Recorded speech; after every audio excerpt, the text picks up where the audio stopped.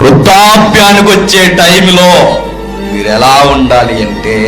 మీ కొడుకుల్ని సన్మార్గంలో పెట్టే, భయభక్తులు కలిగే వాక్కులు చెప్పే స్థితిలో మీరు, అవి మరి ముఖ్యంగా దైవికమైన వాక్యులు చెప్పే స్థితిలో ఉండాలి. మన బాధ ఏంటంటే, వెళ్ళాము, సాయంత్రం వచ్చాము, కూలి ఎంత వచ్చింది, ఎంత పోగేసాము, ఎంత తాగాము, ఎంత ఖర్చు పెట్టాము, వెనక ఎంత వేసాం, ఇదే గోడ తప్ప, ఇదే పరుగు తప్ప, లేసు సంఖ్యలో ఒక డోలేసుకుని పోవడమే తప్ప, ఎందుకు బతుకుతున్నాము, ఎందుకు తింటున్నాము, ఏం చేస్తున్నాము, ఒరే పుట్టిన వారికి మనం ఏమి నేర్పిస్తున్నాము, వీళ్ళని ఎలాగా వదిలేస్తే వీళ్ళకి ఏమి విలువలు వస్తాయి, రేపొద్దున కాలు చెయ్యి నాకు వంకరైతే నన్ను ఏమన్నా చూసేంత విలువలు, జీవితం, భక్తి వీళ్ళకు ఉందని మీరు తెలుసుకోకుండా జీవితాంతం ఇలా మెల్లగా మీరు గడిపేస్తానని చెప్తున్నాను. మీ లాస్ట్ డేస్ అసలు బాగోవు.